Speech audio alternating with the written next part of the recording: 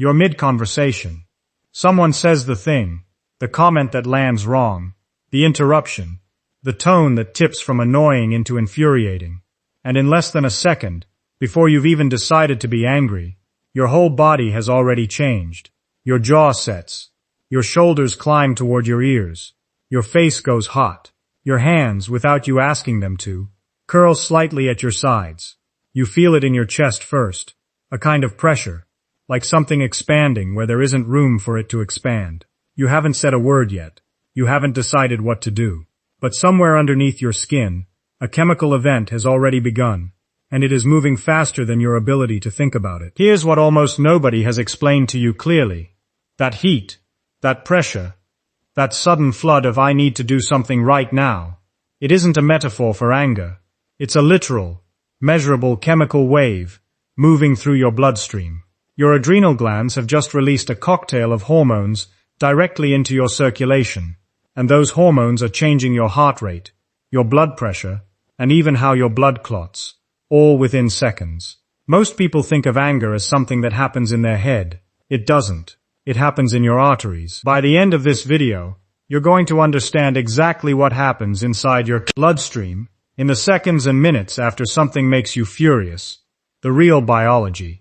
Behind the phrase, seeing red, why anger has a rough natural clearance window, and why what you do in that window can either let the chemical wave pass or keep refueling it for hours. If you want the actual mechanism behind what you're feeling, instead of vague advice to calm down, that's exactly what this channel is built around. Real physiology, explained clearly, no mysticism attached. So if that's useful to you, consider sticking around for more of it. I want to be upfront about something, because anger is one of the most misunderstood emotions out there. There's a whole category of advice that treats anger as purely a character flaw, something to rest, something that means you've lost control, something to feel ashamed of.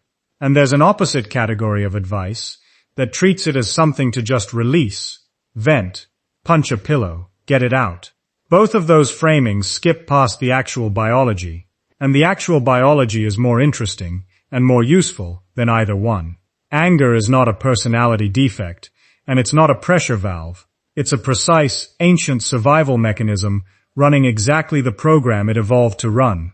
Once you understand the mechanism, you stop moralizing about the feeling and start working with what your body is actually doing. That's the difference between managing anger and just being confused by it. So let's build the foundation properly. To understand what anger does to your bloodstream, you have to understand a structure sitting deep in your brain called the amygdala. The amygdala is your brain's threat detector, and it works fast, faster than the parts of your brain responsible for reasoned thought. When it registers something as a threat, whether that's a physical danger or someone disrespecting you in a meeting, it doesn't wait for your prefrontal cortex to weigh in with a calm, reasoned opinion. It sounds the alarm immediately, and that alarm travels down to a small structure called the hypothalamus, which acts like a command center connecting your brain to the rest of your body. The hypothalamus activates what's called the sympathetic adrenal medullary axis, which is a fancy way of describing a very fast communication line between your brain and your adrenal-like glands, two small glands sitting on top of your kidneys. Within seconds, the adrenal medulla, the inner core of those glands, releases a surge of catecholamines directly into your bloodstream. Specifically, epinephrine and norepinephrine, the hormones you probably know better by their older names, adrenaline and noradrenaline. These hormones don't wait around. They travel through your blood and bind to receptors throughout your body almost immediately, and the effects are exactly what you felt in that cold, open moment. Your heart rate increases, sometimes by 20 or 30 beats per minute within a matter of seconds. Your blood pressure rises as your blood vessels selectively constrict in some areas, like your skin and your digestive organs, which is part of why people report feeling flushed or feeling their stomach tighten when they're furious. At the same time, blood vessels in your skeletal muscles actually widen, sending more blood to your arms and legs, the biological leftover of a system built for a version of anger that used to end in a physical confrontation. Your liver also gets a signal to release stored glucose into your bloodstream, giving your muscles fast access fuel. Your pupils dilate, your breathing quickens, and underneath all of it, something else is happening that most people have never heard of. Your blood becomes measurably more prone to clotting.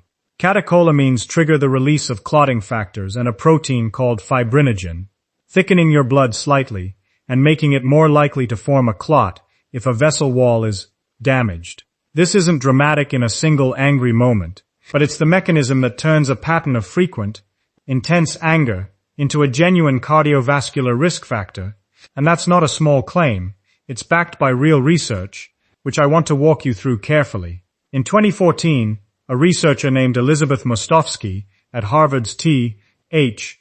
Chan School of Public Health led a systematic review and meta-analysis published in the European Heart Journal. Her team analyzed multiple studies tracking what happened to people's cardiovascular systems in the hours immediately following an outburst of intense anger. What they found was that the risk of a heart attack was significantly elevated in roughly the 2 hours following an episode of anger, compared to a person's baseline risk, and a similar elevated risk pattern showed up for stroke. The mechanism lines up exactly with what we just walked through.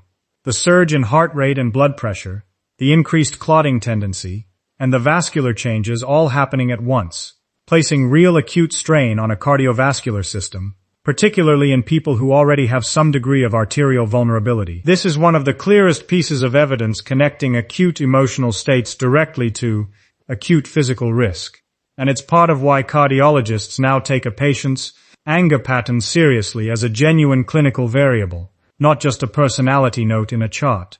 Your bloodstream is not a passive bystander to your anger. It is actively participating in it. If you want to come back to the practical part of this, the specific window where you can actually influence what happens next, save this video now, because we're about to get into exactly how long this chemical wave typically lasts, and what that number means for how you handle it in real time. Now, you've probably heard a specific claim before, one that gets repeated constantly online, that anger, biologically, only lasts 90 seconds. This idea comes from Dr.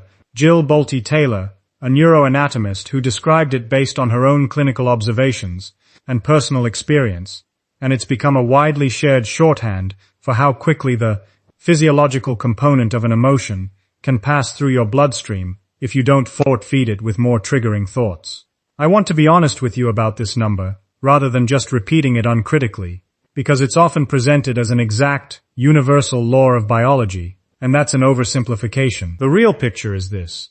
Catecholamines like adrenaline have a short half-life in your blood, typically only a couple of minutes, meaning your body clears roughly half of it out of circulation in that window. But the full physiological cascade, heart rate returning to baseline, blood pressure normalizing, that hot, activated feeling fully dissipating, realistically, takes anywhere from 1 to several minutes depending on the intensity of the trigger, your individual physiology, and critically, whether you keep replaying the triggering thought in your mind.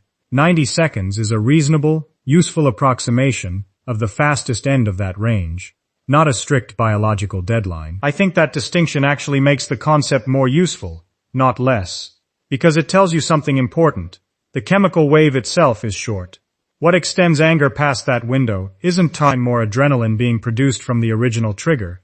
It's you, consciously or unconsciously, re-triggering the amygdala by replaying the moment over and over in your head. So here's what to actually do with this information, because understanding the mechanism only matters if it changes what happens the next time you feel that heat rising in your chest. The goal in the acute moment isn't to suppress the feeling or pretend it isn't happening. That doesn't work, because you can't think your way past a hormonal surge that's already in your bloodstream. The goal is to avoid re-triggering the amygdala while your body clears the chemicals it's already released, and to actively speed up your return to baseline. The single most effective tool for this is extended exhale breathing, and there's a clear physiological reason it works. Your heart rate is directly connected to your breathing through something called respiratory sinus arrhythmia.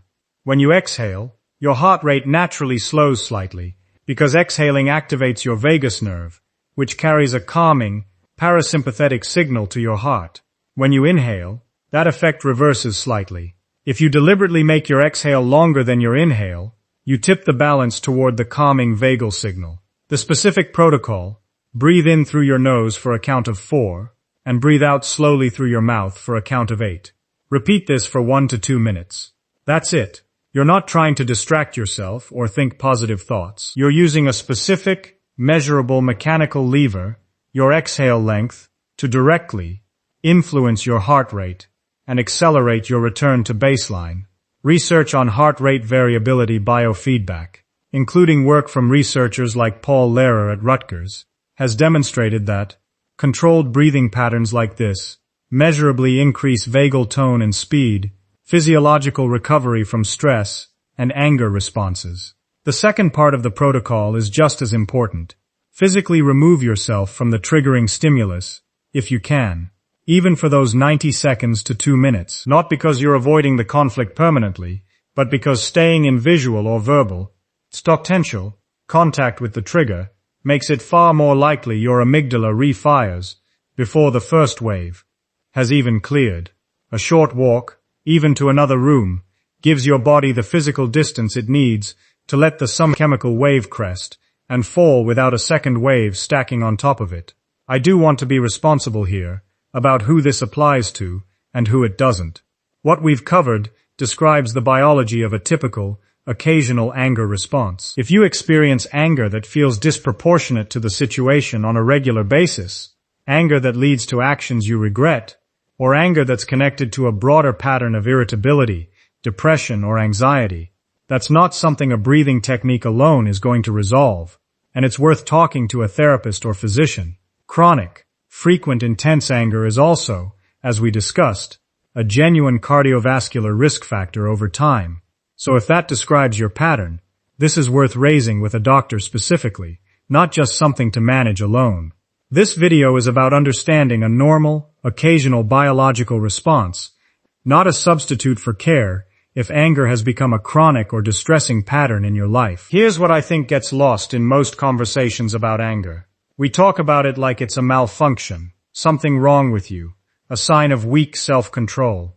But everything we just walked through is a system working exactly as designed. Your amygdala, your adrenal glands, the catecholamines flooding your bloodstream. None of that is broken.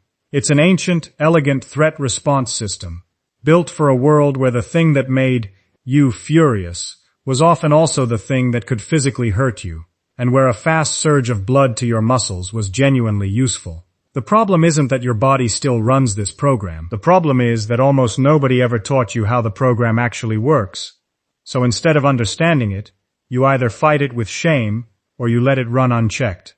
But once you know that the chemical wave itself is short, and that what extends it is almost entirely about what you do in the 60 to 90 seconds after it starts, anger stops being this shapeless, overwhelming thing that happens to you. It becomes a specific, time-limited physiological event that you have real, mechanical leverage over. So think back to that moment we started with, the conversation, the comment that landed wrong, your jaw setting, your chest tightening before you'd even decided how to feel. That entire cascade, the adrenaline, the heart rate spike, the clotting factors entering your bloodstream, all of it was already unfolding before a single conscious thought caught up to it. You don't get to stop that first wave. Nobody does. But you do get to decide what happens in the 90 seconds after it. And now you know exactly what those 90 seconds are made of. If this kind of explanation, the real mechanism behind what you feel,